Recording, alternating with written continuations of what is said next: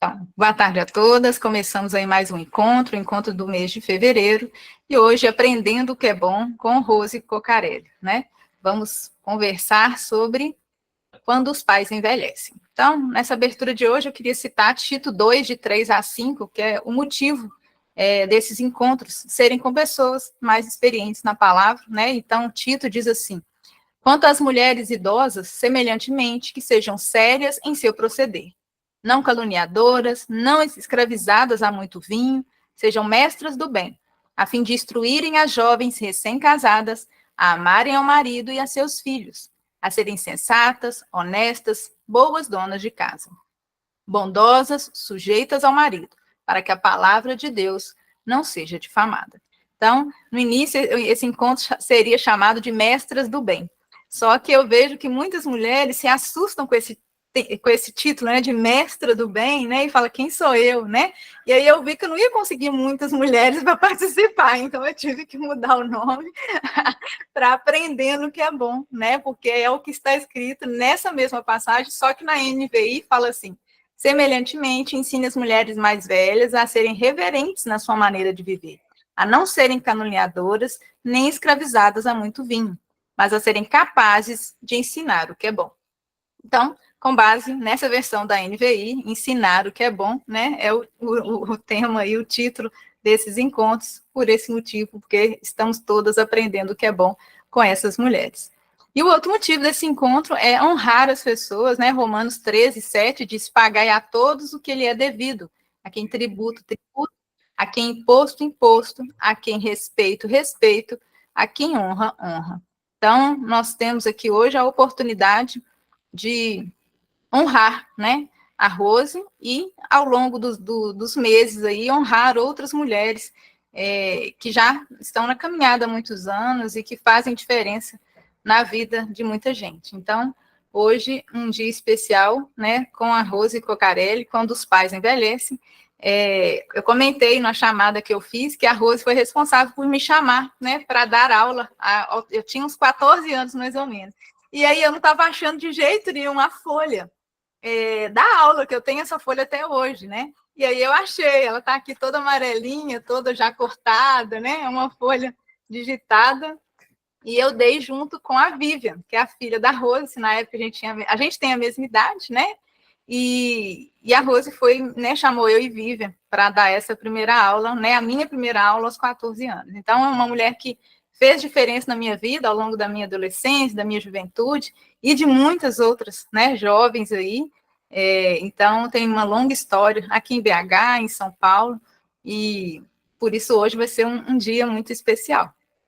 Então, eu vou falar aqui algumas virtudes da Rose. Quem me falou essas virtudes foram as duas filhas, a Vivian e a Raquel.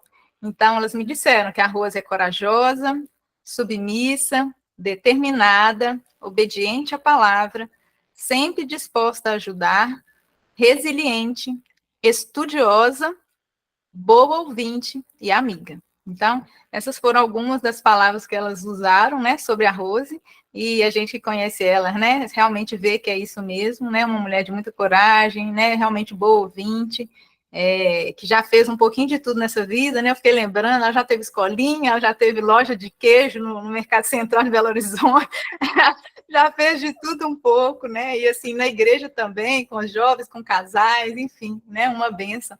Então, é um prazer, né, ter conhecido a Rose e convivido com ela. Glória a Deus por isso. Então, Amém. hoje, Rose, obrigado pela presença. E eu vou passar a palavra para a Renata, minha irmã, que é ela que vai fazer esse bate-papo aí com a Rose. E eu vou deixar aí as duas, né, direcionar o resto da reunião. Obrigada pela presença, Rose. Eu que agradeço, Fernandinha. Muito obrigada. Então, vamos lá, minha amiga? Vamos lá. Então, diga-nos um pouquinho sobre o seu local de nascimento, sua infância, se você tinha um apelido, como que foi? Como Nunca, Rose Cocarelli veio ao mundo, né? nunca tive apelido, sempre foi Rose mesmo. É engraçado, né? Sempre Uhum. foi Rose, mas eu nasci em Fernandópolis, uma cidade aqui perto, na casa dos meus avós, e minha infância toda foi, assim, na roça, no sítio. Então, eu sempre fui uma pessoa livre e adorava subir em árvores e fazer as coisas que criança gosta de fazer. Correr e estar livre mesmo o tempo todo, brincar o tempo todo. Sempre foi assim. Depois, com 9 anos, precisei ir para a casa da minha avó para continuar os estudos, porque morando na roça é meio complicado, e fiquei morando com ela até os 18. Sempre fui excelente aluna, eu gosto de estudar. E aí terminei o ensino médio, fui para São Paulo, e lá trabalhar e continuar a estudar, né? Então, nesse período, indo para São Paulo, acabo conhecendo, né, meu marido, acabo conhecendo a igreja, e aí a vida flui. Isso sou eu, uma pessoa simples, que agora é uma serva do Senhor, desde que conheceu a Cristo, e que busca fazer as coisas para agradar ao meu Deus. Amém. Que bênção. Graças a Deus. Só uma curiosidade, você falou que nasceu na casa dos seus avós, isso é literal? Não é hospital? Na verdade, deveria ser na casa, mas como minha mãe não conseguiu porque eu estava sentada, Ah, aí fui para o hospital, as duas quase mortas já. nossa, que bom que Deus a preservou, né? Graças a Não Deus. é? Deixa eu só interromper aqui, Renata, rapidinho, eu não vou dar conta, que assim, o nome da Rose, aqui, deixa eu explicar, o nome da Rose é Rose Marie Nardachione Cocarelli. Eu tenho que perguntar de onde que é esse nome chique, gente. É um nome que eu nunca esqueci na vida. Ah, não, tem que explicar, Rose, vai. Ai, minha mãe fala que foi... Boa tarde. Boa tarde. Minha mãe fala que foi escolha do meu pai. Na verdade, para ele deveria ser Rosemeire, não sei. Mas aí, não, na hora de levar lá no cartório, eles fazem o que eles querem. Aí ficou Rosemarie, né? E tem que ter uma Aparecida aí no meio, por causa desse momento do nascimento. A minha avó, a família da minha mãe toda é muito católica, então a minha avó fez uma promessa e colocaram Aparecida. Nardachione é do meu pai e Cocarelli do meu maridinho. Para não ficar muito feio, eu não casei com nenhum, assim, sei lá, o que eu poderia colocar, assim, bem comum. É comum. Santos, não queria um Santos, igual o da Raquel. Então tá joia. E pensando aí nos seus pais, né? Quais você acha que foram os maiores valores, né, aprendidos com eles? O que ficou de ensinamento mais profundamente em você, que você possa compartilhar conosco? Olha, quando a gente pensa nos pais, Rê, é uma coisa assim, tudo que você aprende, na verdade, toda a sua base, a gente deve aos pais. Ou bem feito ou mal feito, toda a base vem da família, porque é aí que a gente vai ter, né, os primeiros valores. E eu posso te dizer que aprendi coisas como honestidade, que é uma coisa que meu pai preserva demais, e ele diz que sempre que você quiser ter alguma coisa na vida, você precisa trabalhar para conseguir. E trabalhar de uma forma correta. Então, honestidade é uma coisa que permeia a minha vida, com esses ensinamentos. Consequentemente, compromisso. Você não consegue ter um trabalho e levar à frente e realmente se organizar se você não tiver compromisso. Então, com o trabalho, sim, mas com todas as coisas. Compromisso também é uma coisa que eu diria que salvou meu casamento, por exemplo. Se não fosse o compromisso que eu aprendi, que eu preciso ter e continuar, que aí coloco no casamento, a gente acaba, né, desistindo das coisas. E falar em desistir, outra coisa que eu aprendi é sempre lutar, sempre lutar. A sua responsabilidade é sua, não deixe para os outros. Vá em frente, lute e faça com compromisso o que você combinou. E uma coisa que minha mãe traz muito, muito assim, arraigado é a compaixão que ela tem pelo próximo. Quando era criança, tinha a gente chamava o senhor de Antônio Pelado, porque ele vivia com umas roupas rasgadas, era mendigo, passava pelo sítio pedindo coisas. Minha mãe nunca deixou de dar comida para ele. Sempre. Então, assim, esse acolher o outro que está necessitado, esse jeito ficou muito marcado na minha vida. E a fé que ela tem. A minha mãe é uma pessoa católica, ela não aceita que a gente fale de mudar de igreja. Ela conversa sobre Cristo, sobre as aprendizagens, sobre tudo, mas não fica pedindo para ela que ela não pode rezar para os santos dela lá, que ela não vai parar. Ela já falou para mim, falou, não quero discutir, não fala nada. E eu respeito, mas a fé que ela tem, ela é uma mulher de oração, ela passa pelo menos 4 horas por dia em oração. Então, esses foram, assim, os grandes pilares. Graças a Deus. Meus pais, quando eram bem novinhos. Ah, que lindos. Olha, vestido de princesa da sua mãe. Olha as orelhas do meu pai, pelo amor de Deus. Ainda bem que a minha não é igual. Ai, Deus. As antigas, né? São muito...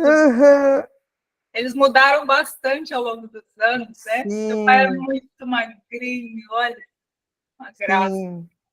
Senti até um pouquinho de saudade, que eu lembro que eu os conheci, né? Uhum. Aí agora conta pra gente sobre o Valdir, né? Como que você conheceu, que idade você tinha quando se casou, como foi o contexto aí desse encontro, né? Se foi já congregando ou não, né? Depois quiser emendar aí na pergunta, né? Sobre conhecer a Cristo, né? Vai ser muito bom ouvir. O Valdir eu conheci quando eu fui para São Paulo, a gente foi para a faculdade juntos, nós éramos da mesma sala no primeiro ano. E ele já era envolvido, assim, ele já chegou, já se envolveu com o DA, então o Valdir sempre foi uma pessoa ativa. E eu estava lá envolvida com a professora, eu era monitora de uma das professoras lá, então um fazendo de um lado, outro fazendo do outro, até que um dia ele, na aula de matemática, Valdir fazia umas perguntas que eu falava, gente, não é possível, de onde que ele tira? Uma coisa tão óbvia, que matemática, para mim, é tranquilo. E ele sempre foi de querer saber as coisas. Por que que você está falando que 2 mais 2 é 4? Por que que não é 3,5? Por que que não é 1,5? Pergunta assim, que para mim, eu olhava e falava assim, gente, como é que pode? Aí eu comecei a conversar com ele para poder entender um pouco, né? Aí ele me... passou a lábia e já era. Na verdade... Que curso vocês faziam? Contabilidade. Ah, vocês dois. Os dois faziam contabilidade. Então, nós começamos a conversar e trocar ideias, ele começou a falar lá das coisas que ele planejava para o DA da faculdade, né, do diretório acadêmico, o que ele pensava e tal, e aí foi chamando atenção, porque não era só aquilo que eu estava ouvindo, ele tinha muito mais. Aí a gente começou a sair e se encontrar, depois veio festa junina, a gente estava ali junto, participando da barraca e tal, trabalhando junto, e começamos a namorar. Quando foi mais, sei lá, final de julho, eu acho, não sei, não lembro exatamente que período do ano, a moça que morava comigo, porque eu morava numa pensão, a moça que dividia o quarto comigo, ela era da Igreja de Cristo do metrô. E eu via a Bíblia dela lá do lado, e eu folheava a Bíblia. Eu olhava e eu falava, como que eles conseguem saber? O cara fica lá na frente, fala algumas coisas, uns numerinhos lá, e aí eles vão e conseguem ler exatamente o que o cara quer. E eu ficava, assim, muito intrigada. como que as pessoas conseguiam manusear um livro tão grande, tão cheio de páginas e com tantas coisas. E eu falava para ela assim, eu queria saber, me conta, não sei o quê. Aí ela falou assim, você quer saber mesmo? Vou te levar para conversar com o Chicão. Não sei se você conhece Francisco Salerno, nunca Não, ouviu falar? eu Ele já ouvi era, falar o sobrenome, mas não conheço pessoalmente. ele não está mais na igreja, né? Era daquele grupo que tinha muita eloquência para falar e conseguia explicar quem era Cristo, qual era seu estado, e de preferência falar assim, você é uma pecadora, não vai ter salvação de jeito nenhum, e botar lá embaixo mesmo, né? E beleza. O Valdir falou assim, vamos sair? Eu falei, não vou sair porque eu vou conversar com o amigo da Silviana, da moça que morava comigo. Ele falou assim, você está me enrolando, você está querendo arrumar outro namorado. Falei, não, mas se você quiser, você vem junto. E ele foi junto. Olha, A Igreja de Cristo tinha, no centro de São Paulo, um espaço para poder oferecer cursos bíblicos, aqueles cursos por correspondência e tudo. E aí o Chicão convidou a gente para ir nesse espaço. Nós ficamos conversando, acho que até, sei lá, 1h da manhã, mais ou menos isso. E ele ficou explicando como que era, o que era, quem é Cristo, como é o nosso estado perante ele, se a gente não se converter e tal. E quando ele acabou de falar, sim, depois de muitas horas, e mostrando tudo biblicamente, eu falei, eu quero me batizar, porque eu não quero ser essa pessoa. Eu não quero.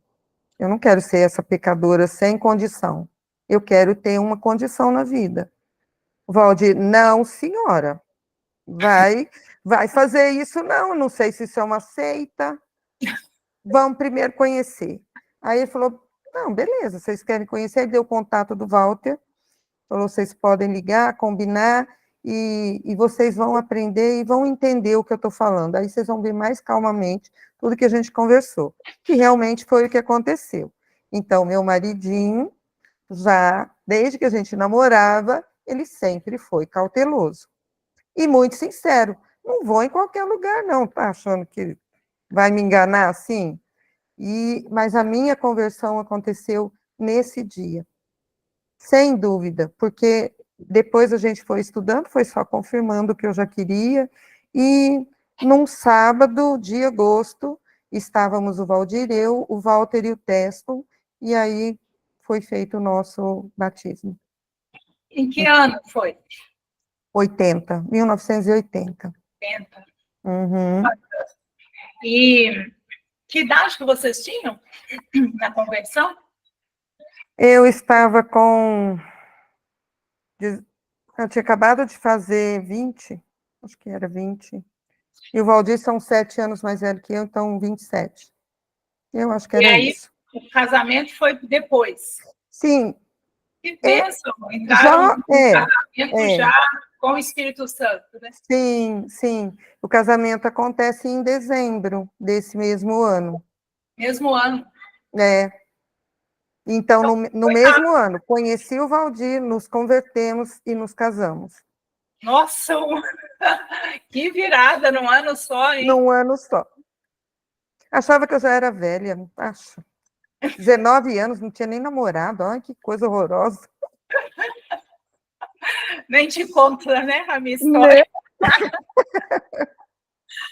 Então, isso foi em 80, né? Que você falou. E aí, quanto tempo depois veio o primeiro filho? Logo depois, o Vitor chegou, no final de 80, meio de 81, o Vitor chegou. Vive um ano e meio, 1 ano e 5 meses depois. E aí a Raquel deu uma segurada, né? Porque já 2 filhos, eu já estava doida. Aí a Raquel veio com 4 anos e meio, mais ou menos, depois da Vivian. Quando o Vitor nasceu, eu ainda morava com a minha sogra. Na verdade, eu sempre morei naquela casa. Só que a minha sogra não deixou a gente alugar uma casa. Ela falou, vocês vão morar aqui na casa em São Paulo e eu vou morar com o Armando na casa da praia, porque o meu sogro gostava muito, muito da praia. Então, ela viu a oportunidade de ceder o espaço para nós, para a gente ficar mais à vontade, a gente poder economizar, porque é começo de casamento, né? Todo mundo que casou sabe que não é fácil.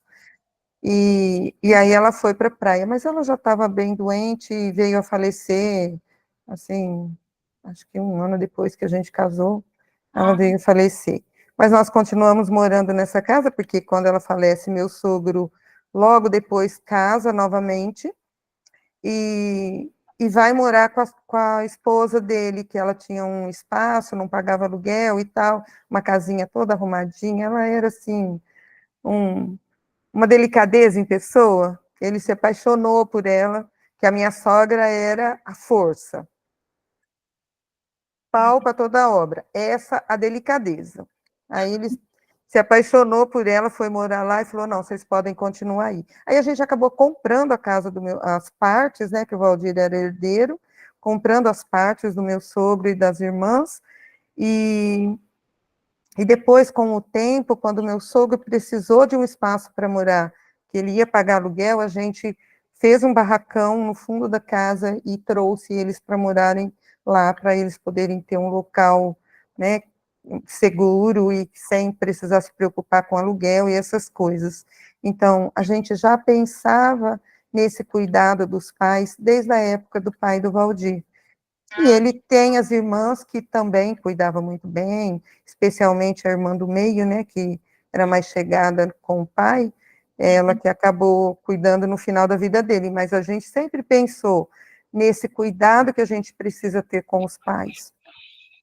Já era algo de ambas as partes, né? Sim, já era algo sim, tranquilo, resolvido, de que cuidaria sim, tanto dos seus pais quanto do dele. sim, Isso é bom, hein? E a sim. chegada dos filhos tumultuou muito a vida? Não, só um pouquinho. Na verdade, assim, com as crianças pequenas, eu não trabalhava fora. As nossas férias, nessa foto aqui do lado está mostrando, né? Meu pai com as crianças era no sítio, nossas férias eram férias onde não gastava, porque era muito apertado. O orçamento, só com ele trabalhando, era bem justinho, então não dava para ficar inventando muitas coisas. Uhum. Vitor e Vivian aqui, né, do lado, e lá no sítio, Vitor, apaixonado pelo meu pai, sempre foi. Onde meu pai ia, ele ia atrás, e se meu pai estava martelando alguma coisa, ele pegava o martelo e ia também, e a Vivian correndo atrás dos cavalos, Vivian gosta de animais, cavalo em especial, assim, muito apaixonada por animais. E aí, né, vão crescendo, a gente, né, vai fazendo as mudanças na vida, e olha que bênção, que delícia dessa época de Belo Horizonte já. Sim, lembro bem dessa E foto aí na mesa. não Dessa é? época, lembro. Que joia. Muito bom ter fotos antigas. Uhum, E aí, você até lá no começo já deu, né, uma dica para a gente que já casou, mas também pode servir para quem ainda não se casou, mas deseja casar, que é a questão do compromisso, né, que você falou lá no início, sim, né, sim. para se manter, né, no casamento, né, mais fácil é decidir casar, né, mas manter o compromisso, Não né, é nada fácil, né? não é? Então, você já deu essa primeira, não dica, mas instrução mesmo, né, sobre ter compromisso com a aliança, né, que assumiu no casamento. Tem mais Sim, algum outro que você considera especial na sua longa sim, jornada de casamento? sim. Quantos anos? 45? 43, vai fazer 44, né? 43 anos casada já. Sim. Então, o que eu pensei, assim, que sempre nos mantém firmes, é estar firmes no Senhor. Isso é uma coisa assim, ai, Rose, mas isso é tão clichê. Não é, não é. É o que nos segura, é o que nos mantém, nos dá a condição de ter, né, o compromisso, de ter domínio próprio, né? Domínio das ações, domínio... Gente, a língua é uma coisa difícil, a gente precisa dela para comunicação, mas ela trabalha tanto para o bem quanto para o mal, então, assim, são coisas que a gente vai aprendendo estando firme no Senhor, aprendendo a ser a esposa submissa que Deus espera de nós. Então, tudo se resume em esteja firme no Senhor, para casadas e para não casadas. Para não casadas, o que eu vou dizer? Esteja firme no Senhor e vá encontrar a sua cara metade daquele que também ama o Senhor. Porque, olha bem, você será abençoada 2 vezes. Ah, mas eu vou casar para ser abençoada? Queira ser. Queira ser. Não é só para isso, mas queira ser. O tempo todo. Porque realmente é o que nos mantém alicerçadas com uma vida mais tranquila, eu diria. Porque a nossa vida aqui na Terra não é nada tranquila, é sempre tribulada, né? Sempre. Então, se temos Deus como guia, Jesus cuidando das nossas vidas, da sua vida e da dele, a chance de dar certo é muito maior. Sim. Eu me lembro uma vez, talvez você se lembre também, mas eu lembro de uma vez que a gente teve uma conversa e que depois de muitos, muitos anos de casada, você percebeu que uma característica do Valdir que te irritava muito no início, depois você percebeu que era uma virtude. Eu não sei se você lembra disso, mas eu lembro, assim, eu lembro de você falar, tipo assim, não, o Valdir, eu sempre achava o Valdir muito negativo, tudo que eu cheio de ideias, de planos, e ele sempre vendo os problemas e tal, né? E aí, depois de muito tempo, eu lembro de você falar, né? Falou, nossa, era como se o Valdir, na verdade, ele ia tapando os buracos onde tinha os problemas, né? Você usou a palavra cauteloso, né? Sim, sim. E eu penso que os anos de casamento têm esse poder, né? Daquilo que a gente considera que é um defeito, um problema, e aí a gente vai aprendendo a enxergar pelo outro ângulo, né? Aquela característica da pessoa. E em nós, talvez até o contrário, né? Algo que eu achava que era virtuoso, que era excelente, de repente, no convívio com o outro, a gente fala, poxa vida, nem né? tanto. A pessoa está sendo paciente comigo, né? Ao longo dos anos. Bem isso, Rê. Eu não lembrava mais dessa forma, mas logo no começo, quando eu falei que o Valdir quis conhecer a igreja primeiro, antes de se converter, remeteu a isso, né? Sim. Eu não lembrava que a gente tinha conversado sobre isso, mas realmente é. A gente acaba se completando, porque o fato dele querer primeiro, né, saber e pensar, olha, se você fizer isso, vai dar esse e esse problema, como eu sou mais atirada, né? Como minhas filhas disseram, minha mãe é corajosa, nesse sentido. Inventa!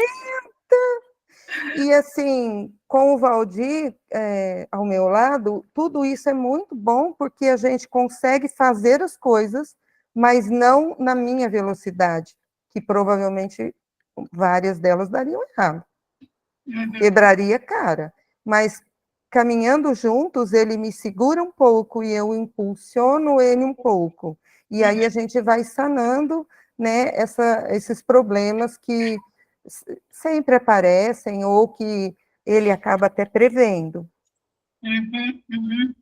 Muito bom, foi uma das coisas que eu lembro, né, nitidamente, assim. Quando eu me casei, o meu sogro disse isso para mim. Ele falou, é importante a diferença. Ele falou, é o acelera e freia, ele falou. Você acelera, seu marido te freia. Se vocês dois fossem muito iguais, vocês dariam com a cara no muro muitas vezes. Sim. Né? Ele falava, mas se vocês dois fossem iguais a ele, vocês não iriam a lugar nenhum. Ele falava. Então, a dinâmica, né, do acelera e freia, a gente enxergar que isso é bom, né? No início, às vezes, é difícil, né? A gente acha que é um problema, quando, na verdade, é um cuidado, né? De ambas as partes. Alguém te estimulando e alguém te cuidando, né? Preservando. Sim, sem dúvida. Muito bom. Conta pra gente um pouco sobre a ida para BH, né? O que motivou a ida para BH? Que época da vida foi? Né? Os filhos ainda eram menores. Como que foi essa transição, né? Deixar seu estado ali, né? Não sei se você nessa época tinha um convívio mais intenso com seus pais ou se não, mas como é que foi? Não, sempre foi, desde pequena, que eu fui para casa da minha avó para estudar. Na verdade, o convívio com os meus pais passou a ser menos, né? Porque eu morava com a minha avó. Depois que eu saí da casa da minha avó, eu fui para São Paulo, me casei. Então, assim, convívio foi, de uma certa forma, distanciado, né? Porque não tinha esse dia a dia. E morar em São Paulo era bom? Era, claro. É uma cidade grande, com todas as possibilidades de trabalho, né? Conhecia Cristo, só que acontecia algumas coisas para mim que eu fui descobrindo conforme eu fui amadurecendo, né, em Cristo, que eu precisava participar das atividades. Eu conseguia participar de atividades esporádicas, dessas especiais. Reunião de oração não acontecia, porque não tinha condições, eu não conseguia atravessar a cidade, porque eu morava de um lado da cidade e congregava no metrô sul, do outro lado. Eu não conseguia atravessar a cidade. A minha saúde era um caco. Eu tenho problemas respiratórios, que aqui ele não aparece, mas em São Paulo era assim. No final, eu estava sendo levada para o pronto-socorro, quase desmaiada de tanta falta de ar. Nossa! Então, o ar lá é muito poluído, muito carregado, muito úmido, que fazia muito mal. Então, eu tinha problemas de saúde e tinha problemas espirituais, que para mim era um problema, eu queria mais. Então, eu participava de todos os chás de bebê que tinha, porque nesse local eu conseguia estar absorvendo o que cada irmã estava falando, porque o chá de bebê, toda criança que nascia, uma irmã dava aula e a gente ia fazer a primeira visita. Então, essa aula, para mim, assim, eu bebia tudo que era falado, tudo que era ensinado, porque para mim era importante. E conforme as crianças foram crescendo, eu percebi que os amigos eram da escola. Não tinha amigo da igreja, porque não tinha convívio. Não tinha condições para isso. E aí, mudar para Belo Horizonte, olha que bênção. Belo Horizonte tinha uma igreja que poderia ser pertinho da minha casa, eu poderia morar pertinho, que foi o caso de Carlos Prates. Foi de propósito escolher um local perto da igreja para poder ir a pé, para não depender de nada e de ninguém, eu não ia perder mais nada. Tinha até acampamento. Meus filhos não iam perder nada, pensa. Nós todos íamos ganhar. Foi claro que esse era o desejo do meu coração. E o Senhor foi abençoando cada coisa que a gente foi planejando. O chefe do Valdir, na época, falou, não vai, porque a vaga vai fechar.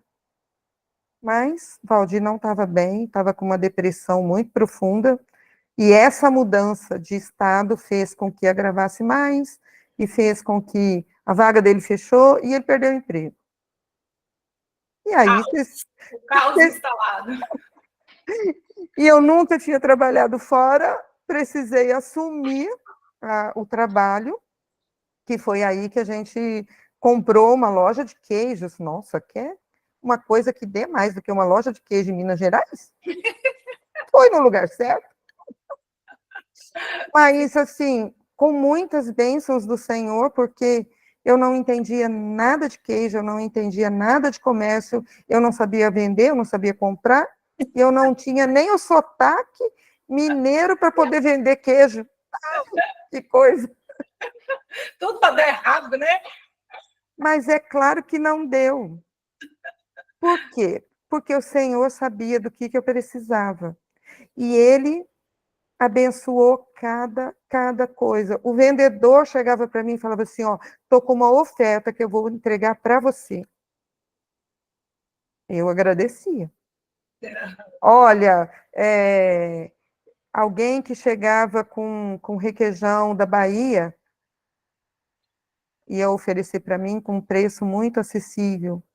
Então, não era uma coisa fácil, porque eu tinha que concorrer com os grandes lojistas lá, mas nunca faltou o pão. Nunca. Deus supriu cada coisa, cada momento da minha vida. Me ensinou a ser uma pessoa do negócio, a ser uma pessoa que podia colocar a energia que sempre tive para fazer, né, ficar fazendo um monte de coisa, ali no trabalho para ajudar meu marido. E com todo esse processo, o Valdir consegue chegar no fundo do poço e aí ser levantado pelo Senhor. Ele fez uma caminhada assim com médicos que só Deus podia pôr na vida dele, que eu nunca saberia. Do SUS, alguns médicos do SUS, que assim, achou exatamente o remédio que ele precisava para esse controle. E a partir daí, claro que teve todo um tempo para acontecer, teve todo uma medicação para ser experimentada, para ver tipo de remédio, dosagem, todas essas coisas que não tem jeito, é um processo, mas que tudo isso foi cuidado pelo Senhor.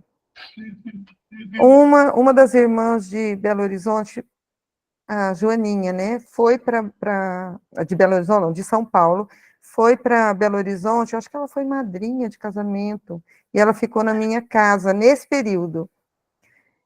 Ela falou para mim, eu estou orando por você dia e noite, porque você está com a aparência de quem precisa muito cuidado.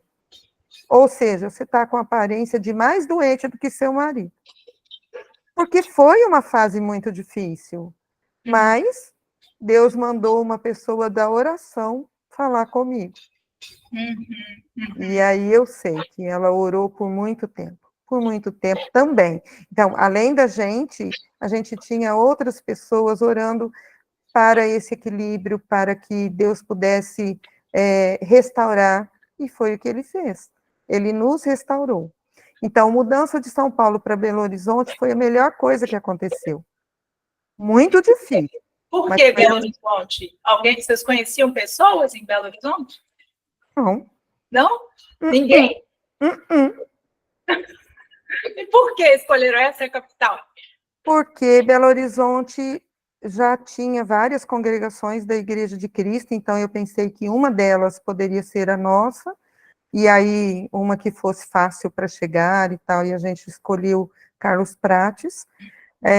O Valdir, quando estava trabalhando, antes da gente mudar, já foi conhecendo, ele foi visitar, ele visitou a congregação de Contagem, visitou Carlos Prates, acho que ele acabou indo no centro, ele visitou algumas que fosse mais fácil para ele ali, e aí a gente chegou à conclusão de que, né, morar ali no Padre Eustáquio seria bom, e congregar em Carlos Prates seria bom por causa disso, porque eu não ia depender nem de carro quebrasse problema, eu ia para a igreja, nesse sentido, entendeu? Então, não conhecíamos ninguém, fizemos amigos através dos irmãos e das pessoas do trabalho dele, né, alguns, que nem são meus amigos, mas conhecidos dele. Amigos meus são as minhas irmãs, os meus irmãos, sim, no coração. Eu sabia que ele tinha ido para Belo Horizonte, tipo transferido, né, do trabalho, sim, mas eu não sonhava que ele já sabia que a vaga ia ser extinta. Já sabia. Lembro da época, né, que a vaga foi extinta e tal, para mim foi uma surpresa, e a gente, né, preocupa e tudo mais, mas eu não sabia que ele, né, já sabia, já foi com os dias contados, digamos assim. Sim. Então, reforça muito mais, né, a questão da fé, da coragem, né, da confiança mesmo em Deus, de que Deus vai providenciar e suprir com toda a luta que teve, que existiu, né, com muito trabalho. Que bom que você teve aquela bagagem dos seus pais, né, sobre essa questão do trabalho, da honestidade, da persistência, de fazer bem feito, né, e o quanto isso foi útil, né. E eu lembro, né, porque a gente conviveu muito tempo em Carlos Prates, assim, eu fico pensando agora, como você falou dos seus filhos, né, os amigos dos filhos eram só os da escola, né, Aham. E aí, quando a gente para pensar, gente, a quantidade de jovens, Exatamente. adolescentes, né? Crianças, adolescentes e jovens, e você morando ali no bairro da família Duretti, né? Era Sim. um point, assim, né? Se a gente não estava ali no perto da igreja, a gente estava lá na casa do Carlinhos e da Sônia, né? E grupo grande, né? Aham. Jovens, tanto para rir, para brincar, para chorar, para brigar, para debater, Aham. namoros, tudo acontecia ali, né? Naquele Sim. e o quanto realmente, né, aconteceu na comunhão, né, o crescimento, o desenvolvimento dos filhos, né, e não somente, né, com amigos, né, externos que não tinham a Sim. mesma fé, né, e Sim. graças a Deus tem muitos ainda, né, perseverando e fiéis. Muito bom saber da história. E quando vocês tiveram que ir embora, né, a motivação foi para os seus pais, né? Voltar para Uhum. cuidar dos seus pais. Você pensa que sim, né? É o que eu penso. Boa pergunta agora, né? Os filhos já tinham saído de casa, como que foi? Se foi essa, né, a motivação, né? Por Sim, que São José do Rio Preto? sim. Na verdade, quando a minha mãe caiu e quebrou o fêmur, ela ficou 12 dias com o fêmur quebrado. Meu pai levou ela no médico em Sales, que não tem recursos. E eles falaram que ela teve uma luxação. E ficaram cuidando, tomando anti-inflamatório e indo fazer fisioterapia com o fêmur quebrado. 12 dias. Até que chegou um dia lá que foi um fisioterapeuta, falou assim, dona Linda, vem aqui. Ela falou, eu não aguento andar. Não me pede para ir aí, vem o senhor aqui. Ele falou, não aguenta andar, por quê? Ela falou, dói muito. Ele falou, eu não vou mexer com a senhora enquanto a senhora não for tirar um raio-x. Levou para Catanduva, que é a cidade que pertence, né, que tem mais recursos. Nossa, já tirou raio-x, já, o médico de Catanduva já xingou todo mundo, todos os médicos de Sales, que onde já se viu fazer isso com uma pessoa idosa, e já ficou internada. Meu pai me ligou chorando. Ah, e a sua mãe vai fazer uma cirurgia, e nananá, e nananá, ele não conseguia nem falar. Nossa. Aí saio de Belo Horizonte, venho para cá e fico com a minha mãe no hospital o tempo que foi preciso. Saiu do hospital, a minha tia falou, não dá para levar ela para Belo Horizonte e deixar seu pai aqui. Ela vem para minha casa, fica aqui comigo, então ela foi para Valentim Gentil, que é uma cidade a uns 100 quilômetros daqui, para o outro lado da casa da minha mãe. Então seria 200 quilômetros da casa da minha mãe. Aí fiquei com a minha mãe uns dias até ajeitar a rotina lá com a minha tia, fui para o sítio, meu pai estava sozinho lá no sítio, assim, abandonado, porque ele estava muito chateado com tudo que estava acontecendo, e a casa estava imunda, minha mãe nunca deixou a casa dela suja, ele comia, assim, arroz com alguma coisa que ele pegava lá na horta, estava um horror, aí fui para lá e ajudei ele, limpei tudo e tal, e aí eu percebi que não dava para deixar os dois sozinhos, porque não tinha outra pessoa para fazer. Então, quando eu volto, eu converso com o Valdir. Valdir, a gente precisa pensar nisso, você já se aposentou e eu não tenho um trabalho que precisa ser feito aqui, né? Eu estava terminando, né, tinha terminado o curso de psicologia, e aí eu falei, a gente precisa pensar neles, porque eu não tenho irmãos, não dá para dividir. E ele falou, tudo bem, então fomos orando e vamos caminhando. A Vivian casou, o Vitor já tinha casado, aí a Raquel acertou com o Cleiton e marcou o casamento, né, um pouco depois, e nesse meio tempo, nós tivemos um curso, que eu acho que você lembra, na Igreja do Centro, sobre Jeremias com Penise. Não sei se você lembra desse curso. Eu e Valdir... Eu não fiz, mas eu acho que eu lembro que o John Penise foi. Tá. Aí eu e Valdir fomos fazer o curso, e aí conversando com ele, estávamos falando e tal, que a gente tinha, né, tinha acontecido isso e tal, que a gente estava pensando em mudar para cá, e ele olhou para nós e falou assim, ah, vocês são resposta de oração, porque tem uma igreja em Rio Preto que está precisando demais, demais de um casal como vocês. E eu, ui, tá bom, né? Assim, eu não tinha pensado especificamente na igreja, mas estava pensando que precisava ajudar os meus pais e que ia ser uma outra coisa que a gente ia ter que enfrentar por não ter a congregação aqui. Sabia que lá em 1960 teve um missionário que veio e tal, mas sabia que já não tinha nada. Não, tinha uma família, que é a família do Zé Carlos e a Jussara. Então, aí a gente entrou em contato com eles, fomos conhecer, mas já não tinha prédio, não tinha local, não tinha nada. Só tinha eles mesmo na esperança de ter alguém para ajudar a levar o trabalho em frente. E aí, essa parte foi uma parte bem bacana. Sim, porque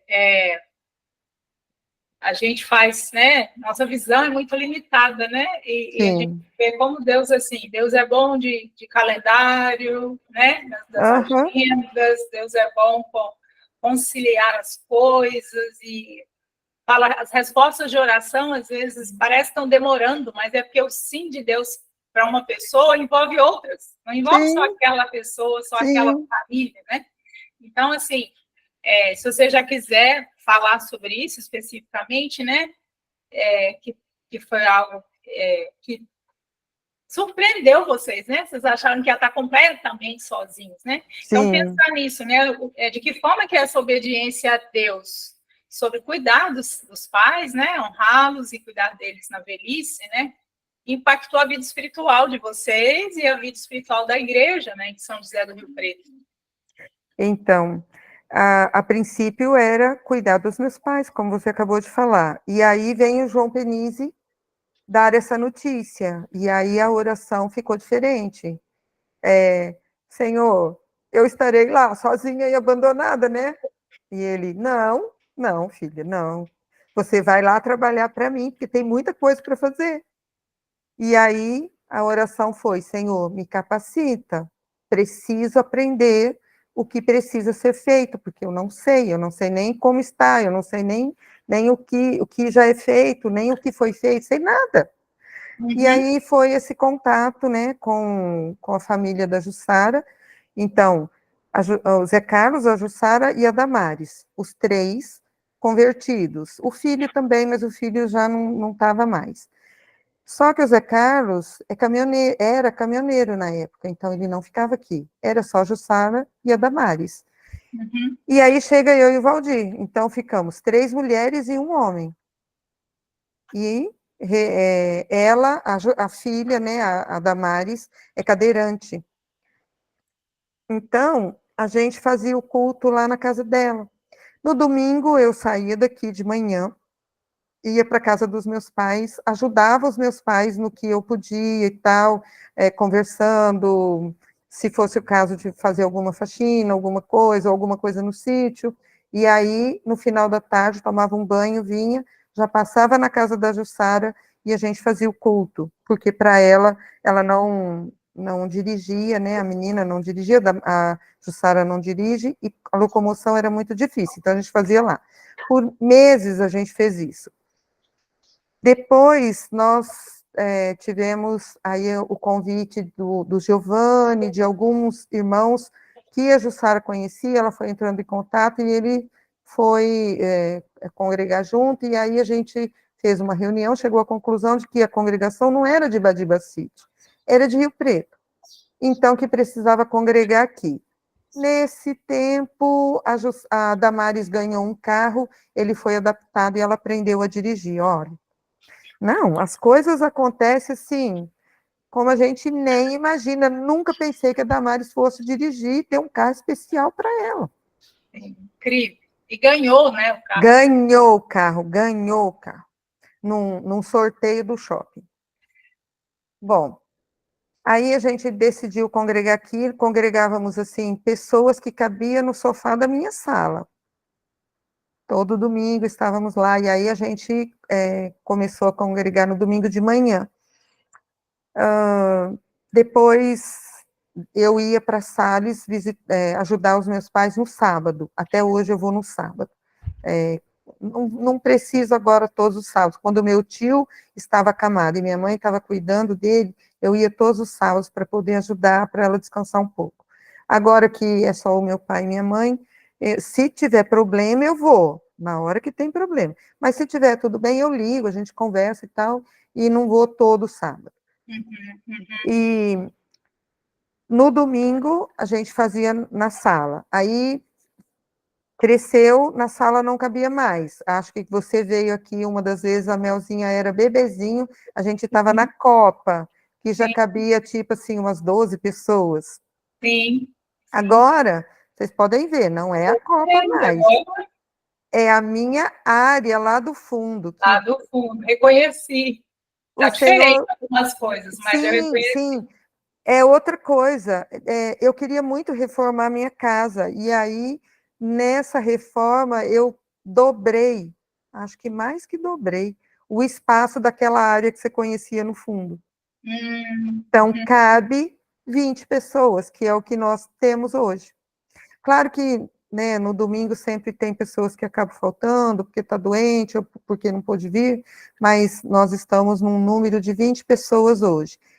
E uma coisa, nesse meio tempo, quando você deu a dica, né, que a gente queria um casal para nos ajudar, eu achei que era você e o William que viriam, e não vieram. Não era essa a resposta do Senhor para mim naquele momento? E aí você deu a dica do Zé Carlos. Zé Carlos veio, trabalhou com a gente durante um tempo, e depois, aí por a discordância de jeito de funcionar, o Zé Carlos acabou continuando o trabalho na casa dele, o que é muito legal, porque Rio Preto tem 2 congregações.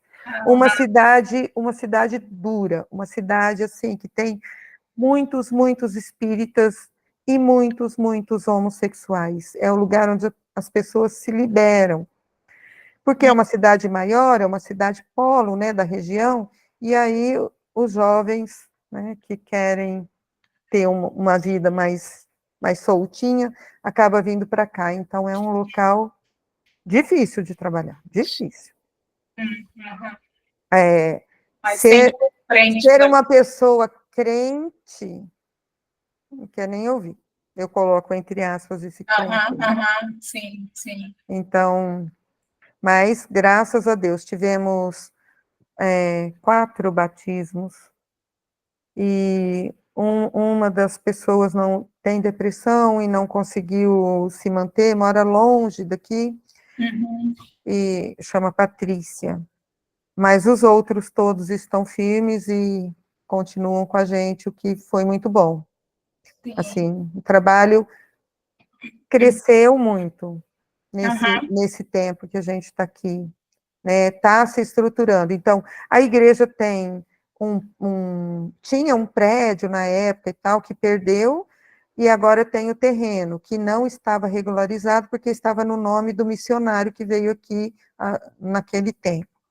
Agora a gente conseguiu regularizar o terreno, já está no nome da igreja, já passou para o nome da Jussara, e a Jussara entrou como doação, ela entrou com uso capião, né, para a Jussara, que ela que estava pagando o imposto no nome dela, e aí ela faz a doação para a igreja. Então, a gente vai vender esse terreno para poder comprar um espaço, para ter um espaço, né, da Igreja de Cristo aqui. Sim. Então... E quais, então, você acha que foram os maiores ganhos, né, para a sua vida pessoal, assim, espiritual, emocional, né, familiar, essa mudança toda, né? Porque eu lembro que a Raquel foi para São José do Rio Preto, sim, mas o Vitor e a Bela para outro canto, né? A Vivi com o Charles para outro. Como é que foi para você gerenciar, né, essa parte afetiva? E aí, você, quando quiser falar dos netos, né? Como que gerencia isso, né? Que você está ali socorrendo uma geração e, de certa forma, talvez gostaria de estar apoiou, né, a Raquel há muito tempo com os meninos que moravam aí, né, em São José do Rio Preto, assim, muito próximos e quando pequenos. Quais, assim, os maiores ganhos e as maiores dificuldades você achou que você teve que amadurecer, talvez, né? Na verdade, né, toda a nossa trajetória é uma trajetória de amadurecimento, toda. Onde a gente estiver, a gente vai. Sim, E espero que cada um consiga entender como amadurecimento, né? Cada lapidada, né, é para ser melhor. Eu acredito nisso, que Deus vai nos lapidando com os acontecimentos. uhum, E estar aqui, que a princípio eu achei que seria assim, muito difícil, só eu e o Valdir, não foi. Teve dificuldade? Teve, claro que teve. Você partilhou muitas vezes comigo, uhum. né? Estando aqui, como as coisas acontecem, qual que é a melhor forma, né? Tem, mas a congregação acontece hoje, gente, na minha casa, eu não preciso faltar nunca. Nem quando eu estou doente. Eu fico doente na cozinha, do lado de dentro, para não contaminar os irmãos, e todo mundo lá, eu não perco culto nunca. Olha que beleza. Não é qualquer um que pode. Então, Eu para penso, mim, eu penso também que a gente, às vezes, pelo menos só a minha experiência aqui em Ipatinga, né? A gente tem muita pressa, a gente que tem esse temperamento, eu e você, a gente quer ver resultado rápido, a gente quer que as uhum, questões se resolvam rápido, né? uhum, E aí, por isso que eu acho que a gente acaba sofrendo muito, porque a gente cria uma expectativa alta, né, de que a coisa vai se resolver em 3 meses, né? sim, Aí Deus fica só olhando, eu imagino, e fala, ô filhinha, daqui uns 4 anos, né? Tem coisas que eu acho que é meio assim, né? Que a gente bem aprende a assim, ser paciente, desenvolve um amor paciente, né? sim, Um sim, temor a Deus, aguardar o tempo de Deus, né? Para cada coisa. sim. Tudo na minha vida é nesse nível. Eu vou, blá, blá, blá, blá, depois eu preciso parar, olhar e agradecer, porque a bênção aconteceu, só não era como eu imaginava.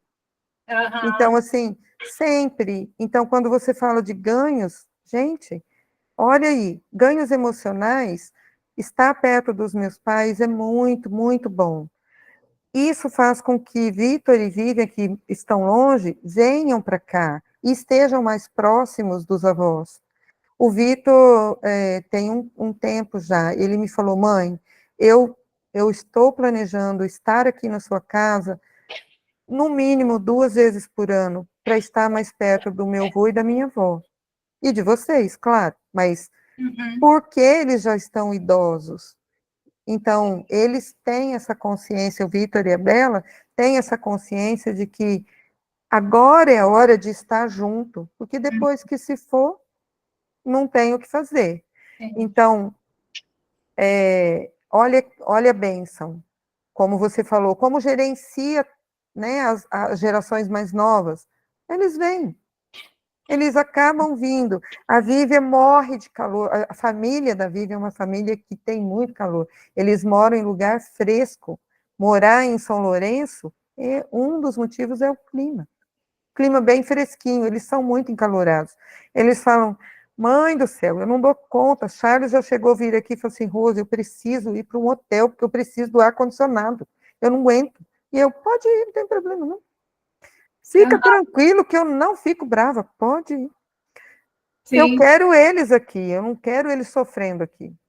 Uhum. Então, assim, tem essas coisas que a gente precisa ter flexibilidade. E é um ganho ter eles aqui comigo. Eu vou para casa deles também, né? Às vezes a gente combina de encontrar na Vívia, Vitor vai para lá, sei lá se é aniversário de alguém e tal, a gente combina Uhum. um encontro lá, ou acaba levando as crianças da Vívia para ir junto, ou as crianças da Raquel para poder ver os primos. Então, assim, e o que você falou, Raquel, quando veio para cá, logo no comecinho de casado, eles não trabalhavam, e ele falou assim, Raquel, eles vieram passar um Natal, um final de ano aqui. E o Cleito falou para ela, Raquel, se eu arrumar um emprego agora em janeiro, eu não volto. O que aconteceu? Eu acho que não era dia 15 de janeiro, ele estava trabalhando. O Cleito estava trabalhando já. Então, assim, era para ter mesmo eles aqui perto, porque a Raquel me ajuda muito. Quando tem algum problema comigo e com o Valdir, ela me dá esse suporte. Ela já consegue. Às vezes, para ir para a casa da minha mãe, eu falo para ela, estou indo para a casa da avó, quer ir? Ah, claro que eu quero. E aí a gente vai junto, está todo mundo junto. Então, assim, esse emocionalmente não é ruim. Conseguimos trabalhar de forma que todos conseguem compartilhar. Sim. Claro que Bom também, né, que Deus trouxe o Vitor e a família para mais próximo, né, que antes sim, era sim. muito mais difícil, né? Muito mais difícil, muito mais difícil.